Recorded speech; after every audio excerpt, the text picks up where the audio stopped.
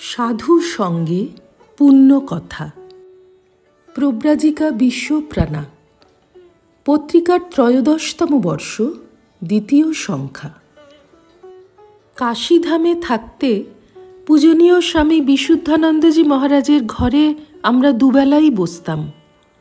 তাঁর ঘরে বসতে খুবই ভালো লাগত, কিন্তু একবার একটি কারণে অনিচ্ছা হলো। কারণটি ছিল এই: আমরা যখনই মহারাজের কাছে যেতাম না কেন, তিনি কেবলই বলতেন, ভগবানকে ভালোবাসতে হবে, তাঁকেই অবলম্বন করতে হবে।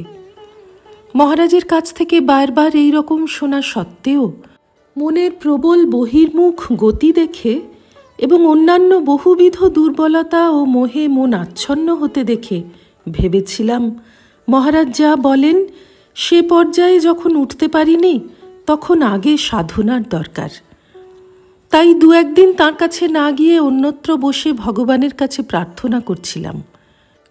মহারাজ সেই সব লক্ষ্য করে একদিন বললেন, বসে বসে জপ করার চেয়ে সাধু সঙ্গের মূল্য অনেক বেশি।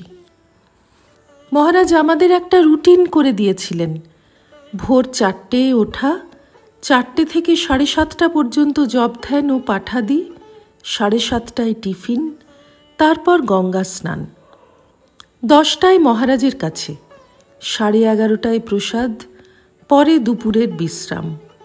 4টে থেকে 4:30 চা, 4:30 থেকে 5:30 পর্যন্ত আবার মহারাজের কাছে, 5:30 থেকে 6:30 আরতি, তারপর 8টা পর্যন্ত জপ, তারপরে আহার এবং কাশীখণ্ড পাঠ।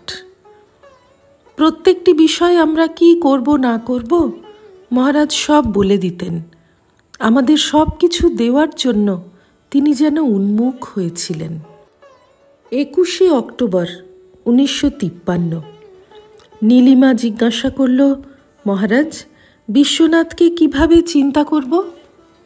মহারাজ বললেন, তুমিই বলো কিভাবে চিন্তা করবে। ভাববে তুমি বিশ্বের নাথ আর আমি অনাথ।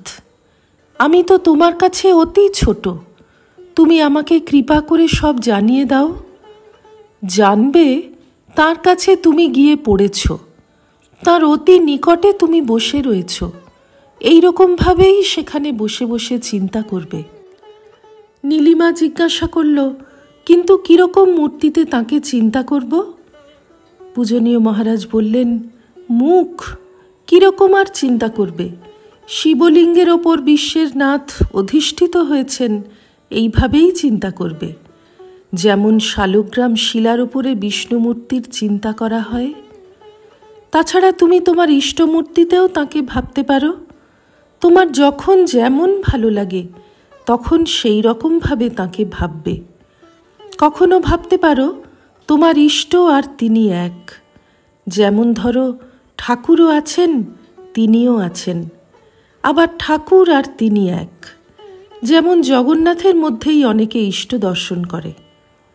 আচ্ছা, তোমরা ধ্যান করো না? শিবুদি বললেন, মহারাজ, ধ্যান কই হয়? ধ্যান তো হয় না। মহারাজ বললেন, কেন, তাঁর কাছে বসো না। উপাসনা মানে কি? উপাসনা মানে তো তাই, কাছে বসা। ধরো যেন বিশ্বনাথের কাছেই বসেছ, তাহলে কত আনন্দ হয় বসলে। হৃদয় মন্দিরেই তো তাকে ভাবতে হবে, হৃদয়টাই তো মন্দির। শ্রী রামকৃষ্ণার্পণমস্তু।